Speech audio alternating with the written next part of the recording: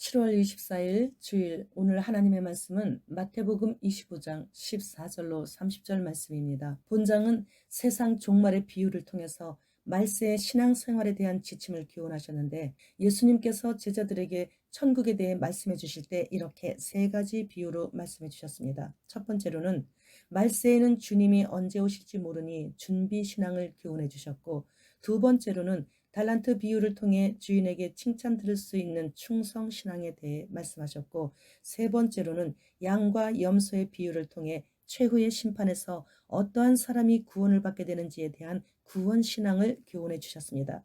오늘은 달란트 비유를 통해 예수님께서 이 시대에 믿는 자들에게 주시는 말씀을 나눠보겠습니다. 주후 30년 이 당시의 유대는 로마 속국으로 있을 때여서 로마 제국의 식민지 지배하에 놓여 있을 때였습니다. 이런 상황에서 팔레스타인에는 로마 사람들이 넓은 경작지를 소유한 채 유대인들을 소작농으로 부리는 경우가 많았습니다. 그래서 로마인들은 본국으로 여행을 떠날 때 소작농들을 불러 모아 각자의 역량에 맞게 일을 맡기고 책임을 주어 차질 없는 경작을 당부하곤 했습니다. 예수님은 당시에 이 같은 소작농 제도에 근거하여 쉽고도 적절한 비유를 들려주셨습니다. 이 말씀은 현재 예수님의 재림을 앞둔 성도가 갖추어야 할 바람직한 자세에 관한 것입니다. 천국은 멀리 여행을 떠나려는 주인이 자기 종들을 불러 모아 돈을 맡긴 것에 비유할 수 있습니다. 그 주인은 종들의 능력에 따라 각각 5달란트, 2달란트, 1달란트를 맡기고는 먼 여행을 떠났습니다. 달란트는 성경시대에 통용되던 가장 큰 화폐 단위입니다. 1달란트의 가치는 6천 데나리온에 해당되는데, 1데나리온은 당시 어른 노동자의 하루치 품삯인 10만여 원 정도였습니다. 오늘날 우리 시대의 가치로 환산해 보면 무려 6억 원에 해당되는 아주 큰 돈입니다. 5달란트 받은 자나 2달란트 받은 자는 열심히 장사하여 곱절의 이익을 남겼는데, 1달란트 받은 자는 내가 왜 저들보다 무엇이 부족하기에 겨우 1달란트를 맡긴단 말이지?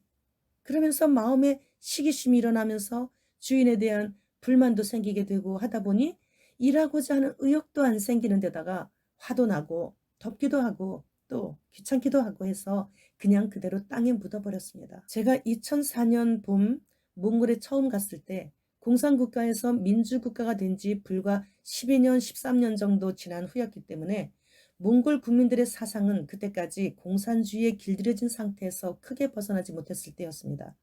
그래서 무엇인가를 나누어 드려도, 식사를 대접해 드려도 고맙다는 인사 한마디가 없이 오히려 저 사람에게 준 것이 내게 준 것보다 더 좋던데 나도 그것으로 바꿔달라고 하는 그런 식이었습니다. 공산 치하 70여 년 동안 무상배급 체제의 습관이 되었던 것이죠. 그래서 부지런 떨며 열심히 일해야 할 의미가 전혀 없었던 것입니다.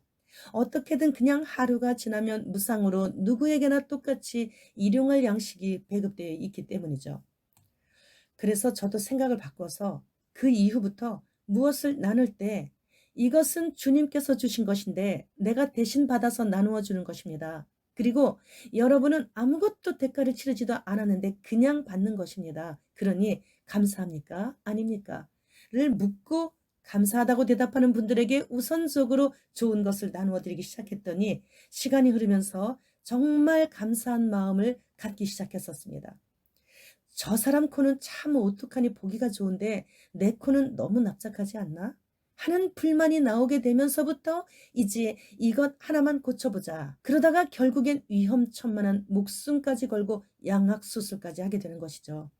이러한 엄청난 대공사를 하게 됨으로 인해 하나님께서 그 사람에게만 주신 매력적인 처음의 모습을 찾아보지 못할 정도로 달라진 모습으로 변하게 되기 때문에 만들어주신 하나님께 불만을 표하는 것이 되니 하나님 입장에서는 마음도 상하시고 불편하실 것입니다. 몸에 그림을 그리지 말라고 레위기에서 모든 사람들이 다 읽고 들을 수 있도록 지금까지 성경을 베스트셀러의 자리를 지키도록 해주셨는데 못 봤다는 거죠. 몰랐다는 거예요. 못 들었다는 거예요. 교회에서 절대로 성형하지 말라, 그림 그리지 말라, 타투하지 말라, 문신하지 말라 이런 얘기 못 들었다는 거예요. 그래가지고요, 근래에는 몸에 그림을 그리는 것이 유행처럼 되었어요. 그리스도인들도. 여성들의 신체 부분에 요염스러운 나비의 모습을 목욕탕에 가면 쉽게 볼 수 있었습니다. 놀이공원에서나 유치원에서 어린아이들에게 예쁘게 생긴 그림들을 손등이나 얼굴에 도장이나 스티커 같은 것으로 눌러 붙여주고 있는 실정입니다. 이러한 것들은 어려서부터 타투 문화에 익숙해질 수 있도록 하는 사탄적인 교육 문화인 것입니다. 이러한 모든 것이 시기심과 질투 그리고 게으름과 불만으로 자신도 모르게 표출되어 나오는 것입니다. 한 달란트 받은 사람은 보고 있습니다. 내 앞에 사람들이 5달란트와 2달란트를 주인으로부터 받는 것을. 그리고 자신의 차례가 왔는데 주인이 자신에게는 1달란트만을 맡기는 것입니다. 기분이 나쁜 거예요. 이 사람은 태생이 게을렀던 사람이에요. 그것을 주인이 알았던 거죠. 그래서 엄청난 부자인 이 주인의 전 재산에 비추어 보면 아주 작은 액수인 1달란트, 지금 환율로는 6억 정도만 맡긴 것이죠. 사실은 6억이란 액수는 예나 지금이나 결코 작다고 볼 수 없는, 일반 서민들은 평생 한 번 만져보지도 못할 그러한 큰 돈임에도 이 사람은 상대적인 빈곤감으로 작게 여기게 된 것입니다. 그리고 이 주인의 집의 하인들은 일을 하든 안 하든 언제나 주인이 일용할 양식을 늘 주셨기 때문에 자신이 먹고 사는 데는 아무 문제가 없었습니다. 그래서 이 악한 종은 팔레스타인의 기후가 낮에는 덥기도 하고 밤에는 춥기도 하고 또 귀찮기도 하고 어차피 먹고 사는 문제는 다 해결도 되고 있고 다른 종들이 받은 돈에 비해 적기도 하고 해서 기분이 나쁘고 그래서 그냥 묻어놓게 된 것이었습니다. 그러나 이 종은 주인이 맡기신 달란트에 관한 계산은 언젠가 하는 날이 오게 된다는 것에는 무관심했었죠. 하루하루 그냥 그날이 그날처럼 그렇게 살아갔을 뿐이에요. 분명히 주인이 다시 오셔서 계산하신다고 했음에도 그 말씀을 경홀히 여겼습니다. 이 게으르고 악한 종은 앞으로 10년이고 20년이고 주인이 더디 오실 줄 알았죠.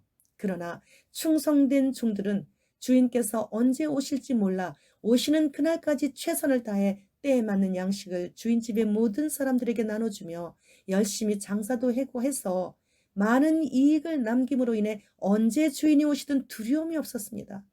오히려 속히 오시기를 간절히 사모하였으며 주인의 기쁨에 동참하는 그날을 기대하면서 기다렸습니다. 지금은 주님께서 오늘 밤에 오신다고 해도 이렇게나 일찍 오실 줄 몰랐다고 그렇게 말할 수 없는 시대예요. 오히려 오늘 밤에 오시지 않으시는 것이 오히려 이상할 정도인 노아의 때요, 소돔과 고모라의 때요, 폼페이 도시의 화산 분출할 당시인 더 이상 타락할 수 없을 정도로 더럽고 토할 것 같은 죄악의 시대입니다. 요즘 가장 핫한 이상한 변호사 우영을 하는 드라마가 있습니다. 유튜브의 썸네일에 이끌려 몇 분짜리 줄거리를 읽어보게 되었고 갑자기 우리 아들 생각이 나서 몇 분짜리 영상을 찾아보게 되었습니다. 저의 하나뿐인 아들도 자폐증을 의심받아 초등학교 저학년 때 담임 선생님이 일반 학교에서는 적응이 잘 안 되니 특수학교를 보내라고 권유를 했었습니다. 저한테. 근데 제가 듣지 않고 끝까지 일반 학교를 보냈었던 기억이 있어서 관심이 가서 보게 되었습니다. 우리 아들도 우영우처럼 머리가 좋았습니다.